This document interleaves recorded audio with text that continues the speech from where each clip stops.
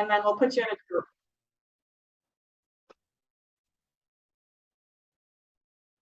I want to get started because I want to be very respectful of time. And we actually finished 1 minute early this morning. We had about 15 people. Looks like a few more people coming in. We are going to be doing this. We're doing a Zoom recording. So just want you to be aware that you might be recorded saying some things, but that's okay. It's all right. All right, so let's get started. So if you don't know me, my name is Krista. I'm the Director of Spiritual Life, and I go around to all the different United Methodist communities. Hey, come on in. Why don't you come right over here? That'd be great. So a lot of people have been asking me, why are we doing this? There's like this, no one's quite sure what this is all about. So let me just clear that up for everybody. So the topic is Essential Guide to Relationship-Centered Living. We all have been through a lot with COVID, and we're doing this as part of our community culture initiative to help us get back to why we do what we do and back to our roots. And you'll hear from some of the slides that I go through is that our organizational philosophy is really based on relationship-centered living, and I'm going to describe that a little bit. This is just one aspect of the community culture roadmap, as you might hear. And so the leadership is going to be going through some training. The in-services are going to be taking place. Beth, do you want to go right here? All throughout the communities, not only here, but also with our properties that we manage in Texas. So everyone's getting the same in-service, so we can all be on the same page. You're in 2 different groups, and that means we're going to be doing just a few breakout sessions when we talk about a few of the pillars that I'll be kind of sharing with you a little bit. So let's get started.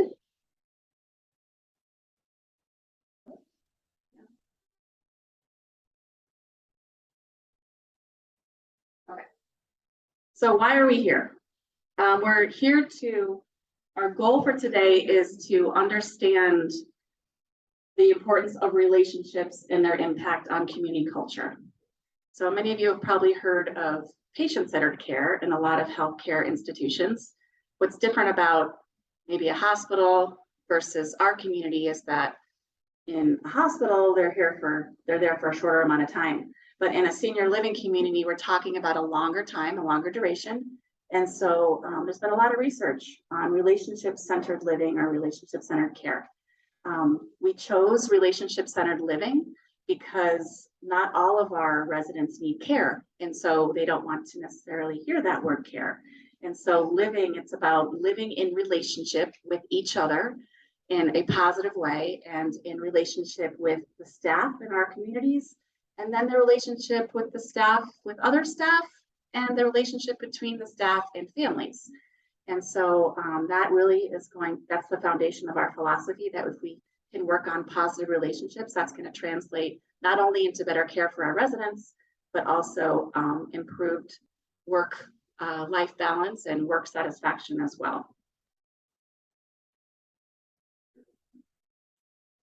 So relationship-centered, the philosophy and the community culture enhances, like I said, the lives of our residents who have chosen to live in our communities, and contributes to the employee satisfaction for those who work with us.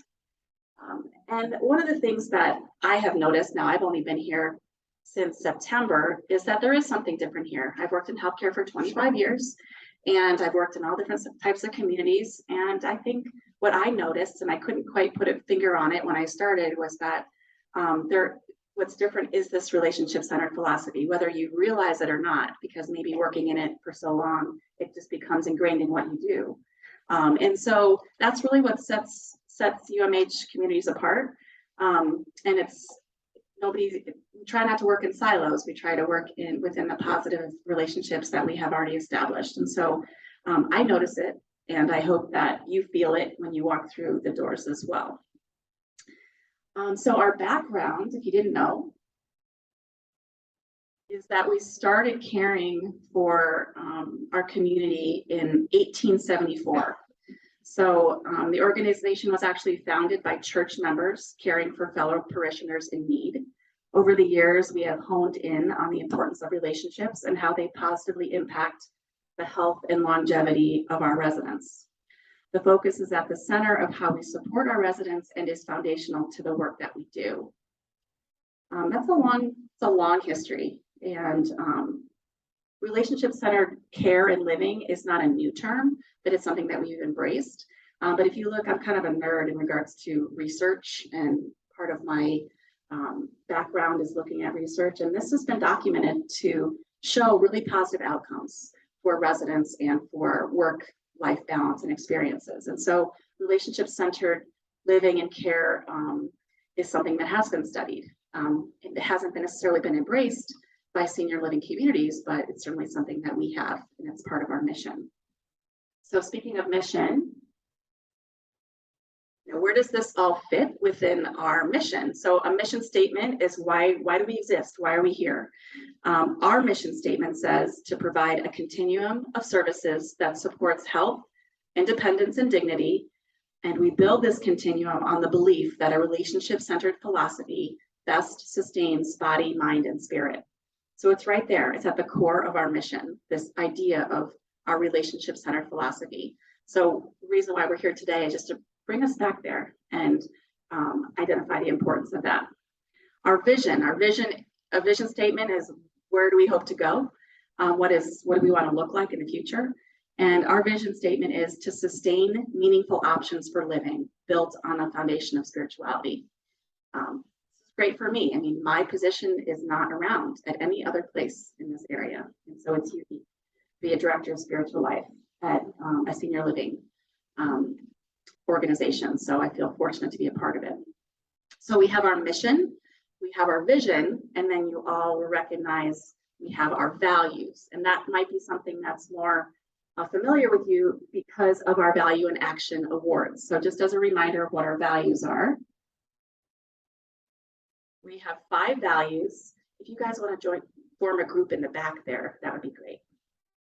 We have 5 values that includes respect, spirituality, excellence, collaboration, and stewardship.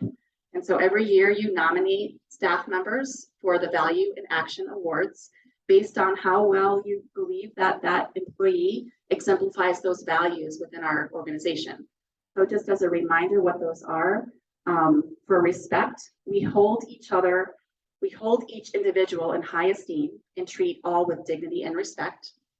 Spirituality, we view each individual as a whole person, so body, mind, and spirit, and administer to spiritual concerns as well as physical needs. Excellence, we improve quality by empowering our associates to continually improve our outcomes of service. We encourage innovation by seeking, listening, and responding to new ideas.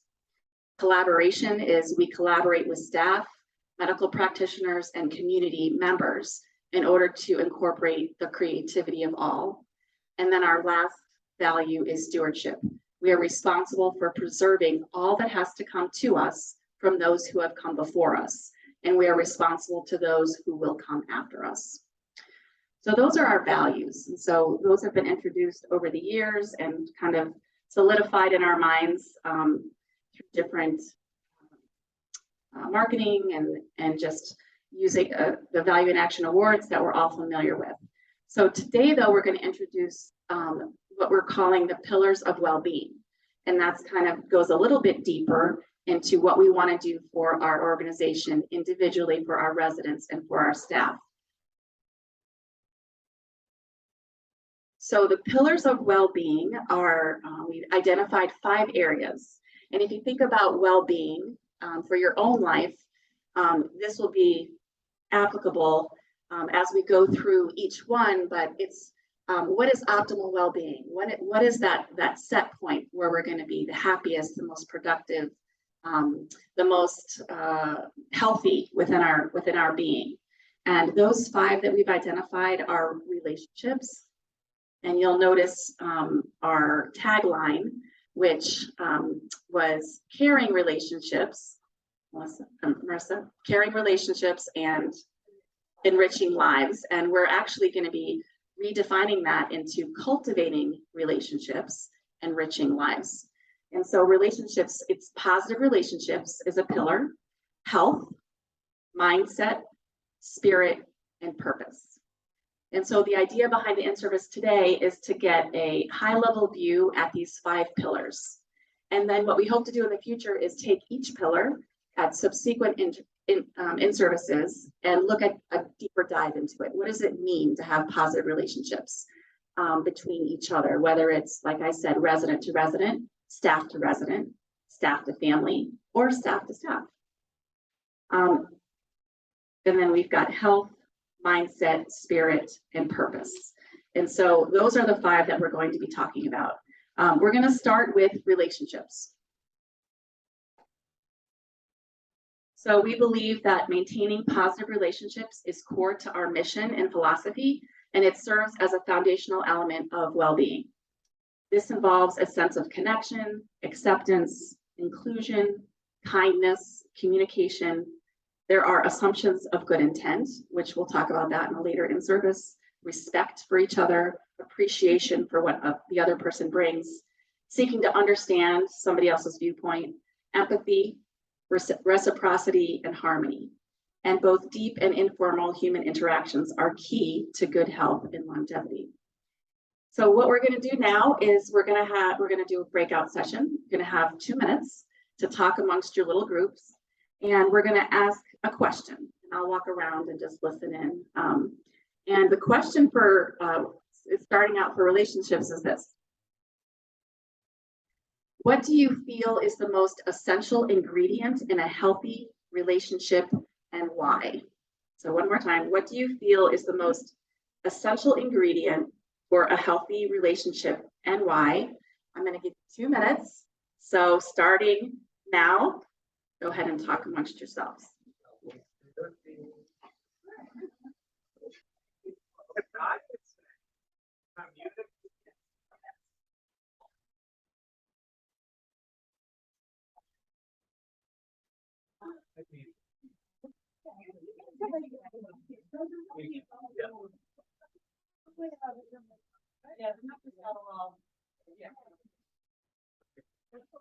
For a healthy relationship.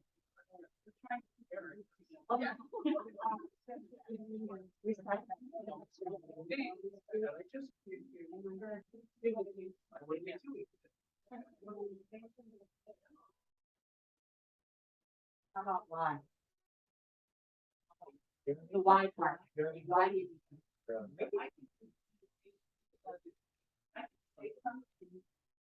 My head, but I don't think that's right. So you know, say to me, but so I think what is said verbally and what is understood by other people is sometimes 2 different things. But if you talk it out, talking in the community about, you know, what we want or what we need or explaining something. You know,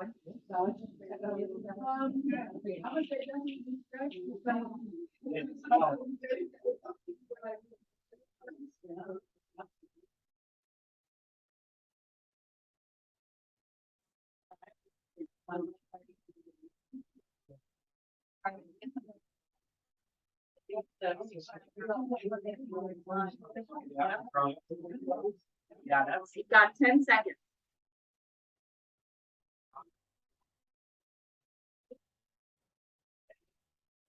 Okay, that's 2 minutes. We're going to bring it together, and I'm going to read some of the things that I heard in some of the groups. The one thing that kept coming back for everybody was communication.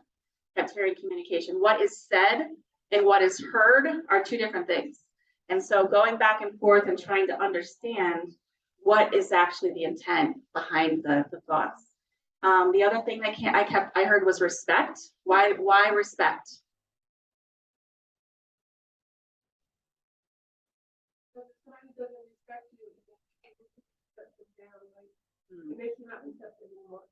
Right. So Dania said, you know, if someone doesn't respect you, it kind of makes you shut them down. They're not going to hear anything, right? Yeah. It's like they can't think of anything. There needs to be professionalism and respect for your knowledge and where you come from as well. So trust came up in in the back group. Why do we need trust? I'm supposed to be passing these out if you talk, so why do we need trust?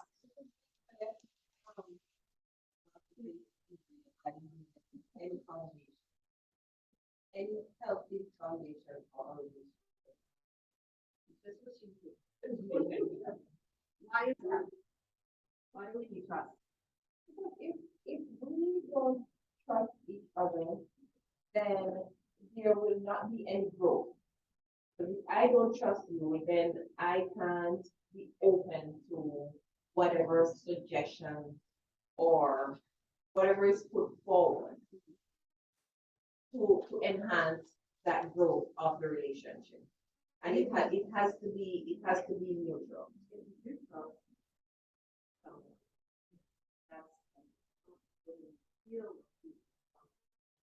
Open. Yeah. And right, it goes hand in hand with honesty. With honesty. That was another one.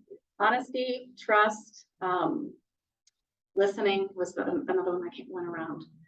Yeah, so these are all ingredients to positive and healthy relationships. And this is something that we're going to be doing a whole session on in June, talking about relationships, our relationship with each other, how to foster trust, how to communicate better, listening, all those great skills, empathy, things like that.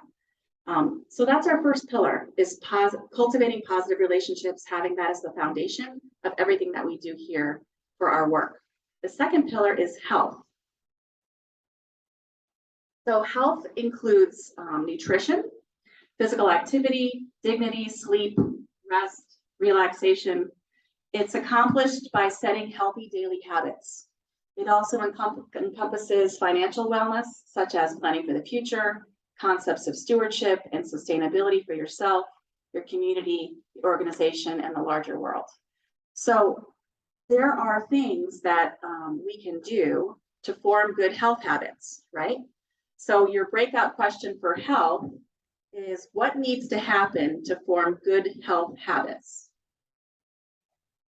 So there's your question. So amongst yourselves, talk about what needs to happen to form good health habits. You have 2 minutes to discuss this question.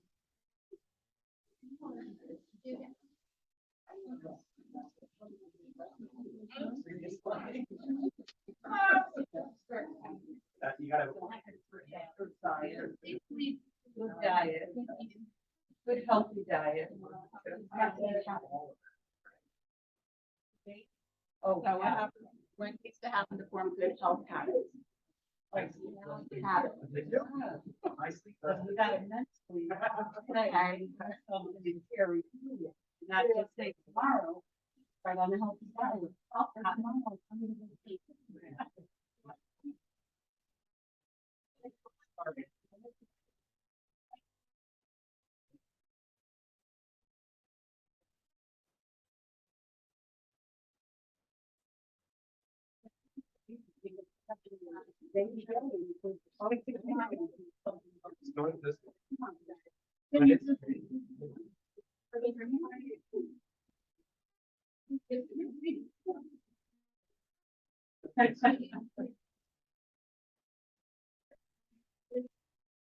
Okay, 15 seconds. Remember, focus on the habit, not necessarily what you're going to do.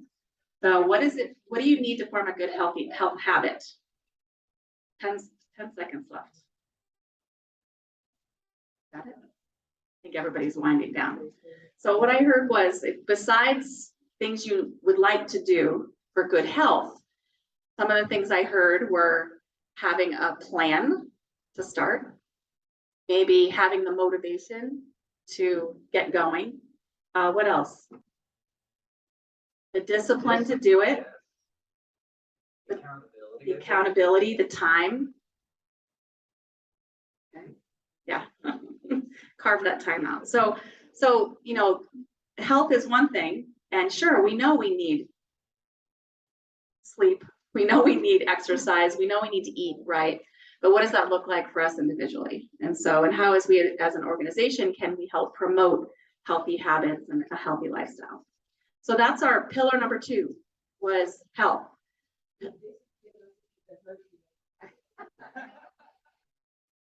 That was Beth's idea.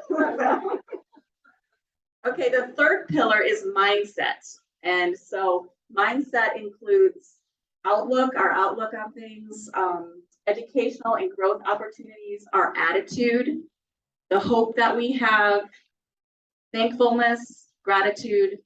It provides opportunities to utilize our strengths, identifies weaknesses, it works to improve them in our pursuit of excellence and providing high quality service.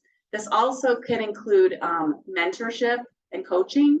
So how you bring a new employee into the fold and what is the mindset that you're trying to create, collaboration, innovation, teamwork. There are also, there's a need to identify limiting beliefs. So that could be like ageism or ableism. So ageism is when you put limiting belief on somebody because of their age.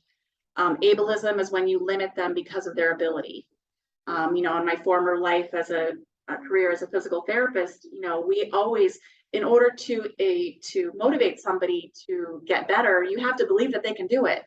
And so when you put limits on them from the beginning, then their motivation is not going to be there. It's going to affect their mindset. And so our mindset affects our behavior. So the question for us is, how does it do that? So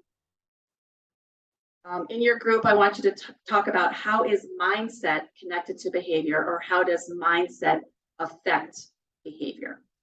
So you have 2 minutes to talk about that. Right. Right.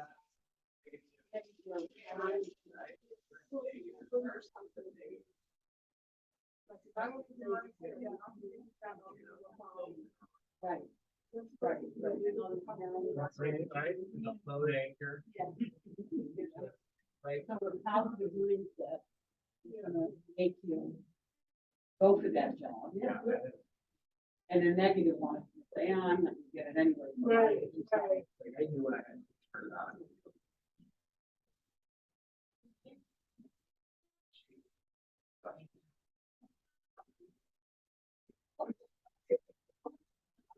I'll never forget, 7:45 in the morning, I got to work early, and I'm walking down the hall, I got a coffee in my hand. Morning, it's so nice to see you today. No, she was visiting her mother, and she was the most miserable woman I ever met. Okay, so let's bring it back So I'm just together. mad. So you could think of people probably in your experience in your jobs, who are those, they just exude a certain mindset, and in their sphere, there's a positive energy that follows them or comes with them. That's connected to behavior. What happens when you have somebody who's negative and they walk in the door and everything's negative? What happens to the people around them? A boat anchor bringing it down, that's what Ben says. So our negative mindset affects our behavior, but not only our own behavior, but the behavior of those around us. And then just like a chain of events, the behavior of those around us, which has been brought down, then goes out from there. And so, as leaders, we know that that's really important, that, we have a positive mindset, but everybody in our organization, you have to think about, where's your mindset and how do you want to come across or be, not only just to your other fellow coworkers, but to the residents too. And the same thing with our residents. We wanted this idea of well-being is translated to them too. It's something that I talk about all the time as director of spiritual life when I have conversations with people. Now let's reframe that.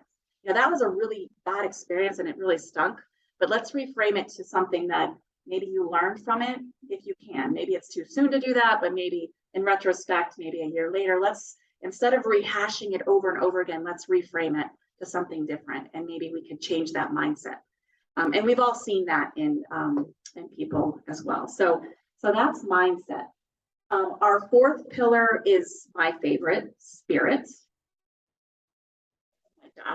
But what is spirit? So we are all humans. We are all spiritual, whether we want to identify that or not. We all have a mind, body, and spirit. There are things within our life that give us joy, give us meaning, give us purpose. That's our spirit. So sometimes they can be religious in nature, but not necessarily. It's something that we're connected with outside of ourselves. It's greater than ourselves. So it could be a hobby that is something that really connects with our spirit, brings us so much joy. I was given an example this morning of my grandfather, who's a fly fisherman. He was a fly fisherman, he passed away, but he tied his own flies, he planned his own trips. It was a spiritual experience for him. He loved that. And so there are things that in our lives that we do that really uplift our spirit. It could come from nature, it could come from relationships, it could come from prayer, meditation, mindfulness, beauty. It could be from what we do. If you are passionate about what you do, and that's something that you get to practice every day because it's your job, that's how I feel. That is spiritual for me. That's something that I love, and it gives me purpose and meaning. Or even doing service projects for other people. Those are all they feed our spirit. So the question for your group, it's a little more personal, and you have to get a little bit more vulnerable with it. But the question is, what are the ways that you personally connect with your spirit? So you have 2 minutes within your group. Try to stay on topic here. What are ways that you personally can connect with your spirit? Go. So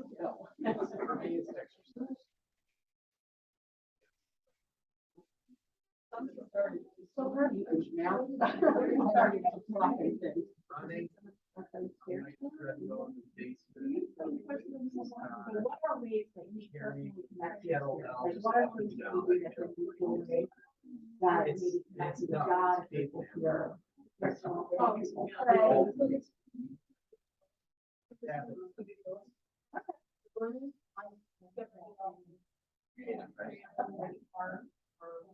the other ways that I'm like riding your bike, riding your bike, pedaling my bike.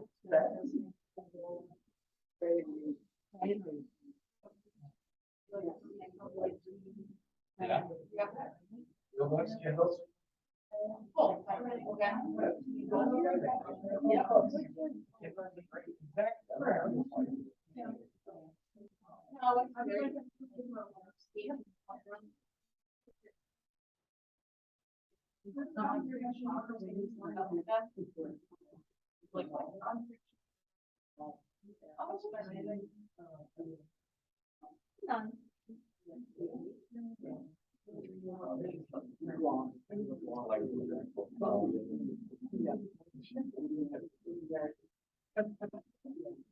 Okay, so let's bring it back for spirit. So some of the things that you shared within your group were exercise. I heard exercise, watching inspirational videos, riding your bike, exercise, prayer and reading, singing, practicing your vocation. Many nurses, it's such a passion and calling for them, and so doing what you love, nursing, long walks, alone time. So identifying ways that you can connect with your spirit is really important for well-being. It's easier to work, and I'm a self-proclaimed workaholic my entire life, and I've had to take a step back and say, okay, stop. 60 hours not okay. You need to figure out what feeds your spirit and what gives you energy, because that's going to then translate into happiness within your life. So there's a lot of ways, and as we share with each other, you might find out, things about somebody else that you didn't know, and maybe they pray too, and it's a ways to connect with each other as coworkers as well.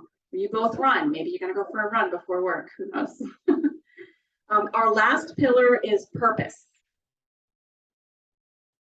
So purpose, this is part of our true being, the unique calling of what drives us from deep within. Our sense of purpose and meaning evolves and changes over time, and it can become buried under real or perceived limitations. Life satisfaction, meaning, purpose can grow from giving, contributing, honoring, creating, sustaining traditions, and getting outside of ourselves to help others. As every decade brings us new things, maybe we're a parent, and then we're always a parent, but they grow up and then they change, and now they're out of the house, and then your purpose might change. So it's kind of an evolving thing. So let's chat about that. The question is, what are the ways that you I'm sorry, not that one. In what ways can we connect to our purpose or discover it if we don't know it right now? So I'm going to repeat that again. In what ways can we connect to our purpose or discover it if we don't know it right now? So this is our last pillar. So you can chat about that. You have 2 minutes to talk about your purpose.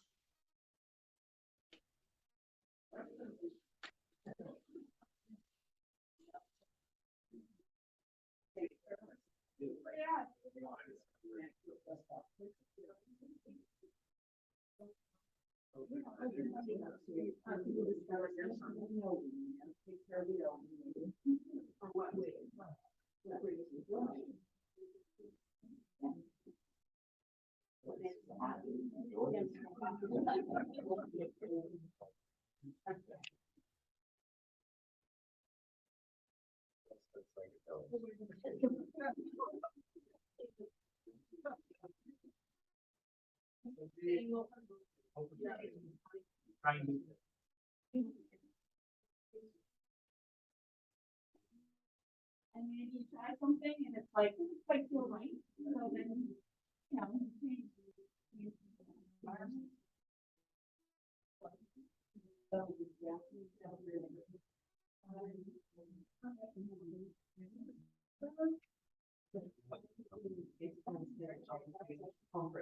Second surgery. Third surgery. Oh,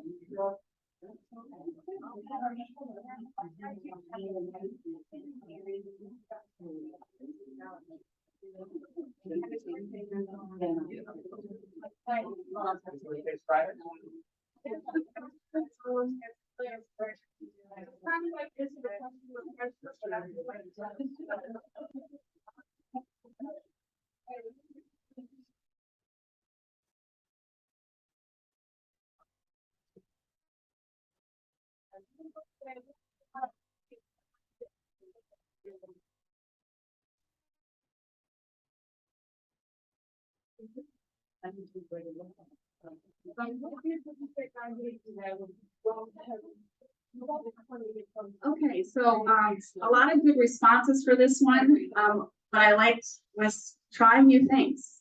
You know, when you're not sure what your purpose is, think about how you all ended up here in this environment. Maybe you started off with kids and you were like, whew, I know, that's how I was. I was like, no, this is not for me. So you ended up working with older adults. Maybe you started off in a different vocation, wasn't quite a good fit, so you tried something else. You took a risk, you had the courage to do something else, and your purpose evolved as you got to know your strengths, your weaknesses, and where you would be the best fit. In the back, we talked about stepping out of your comfort zone, being open to new ideas for yourself, pushing yourself. Maybe through prayer, meditation, you identified what your purpose is. What do you enjoy doing? What gives you contentment? All of those help you define what your purpose is. I mean, maybe if your purpose is not in, it doesn't necessarily mean your vocation, but maybe your purpose is being a mom or being a dad, and your vocation is something that you do, but your primary purpose, and that's what your focus could be, the something about who you are outside of work. So those are all the things that help us connect with our purpose. Why are we here? I'll share something personal.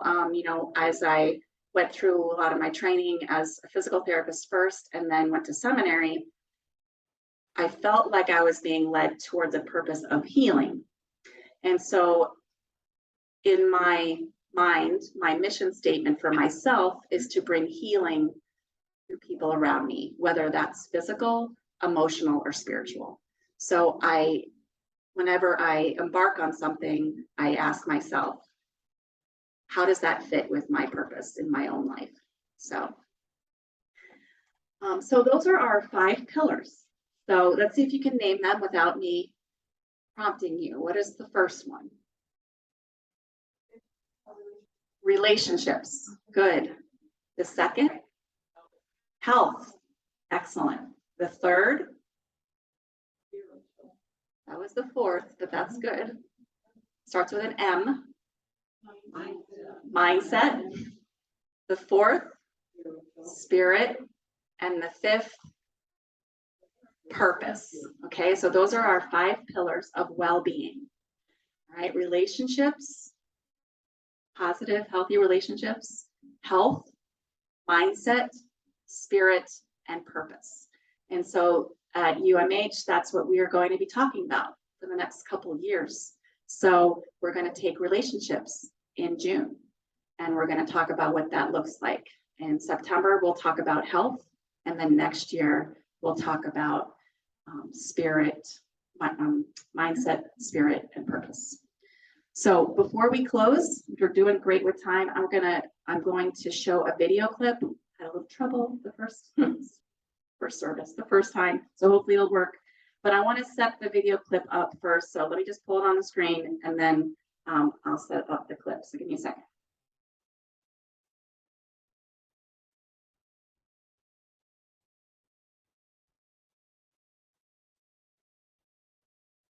Try this unusual bedtime ice pack tonight to change your life for good.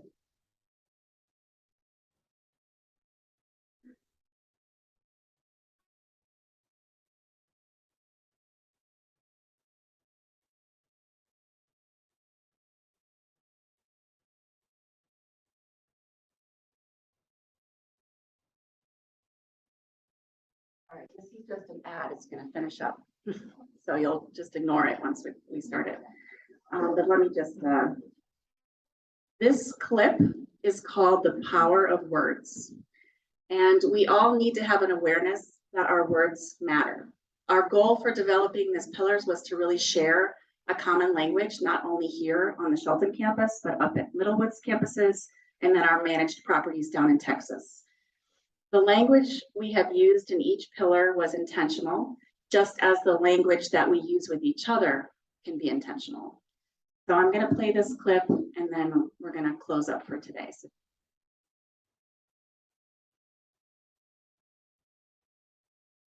You may not know this, but the biological difference between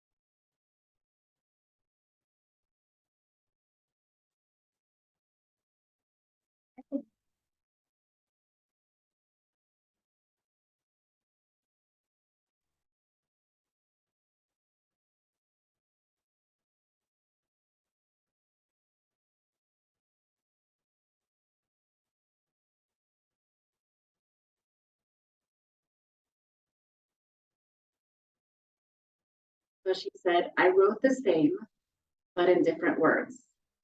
And then the sign said, it's a beautiful day, but I can't see it. So I want to leave you with the idea that our words matter, and how we frame things for ourselves, how we say things to other people, they matter.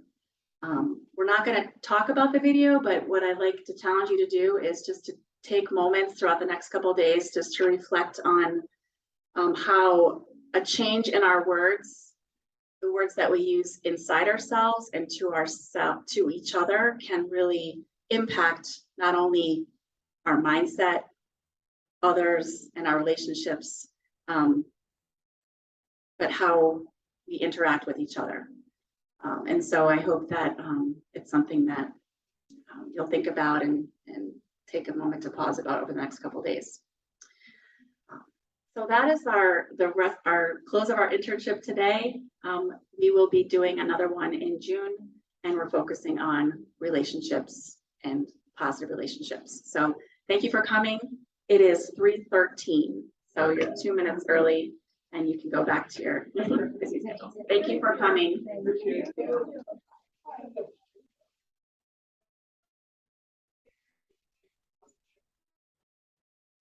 Oh, ladies. So they have COVID down there.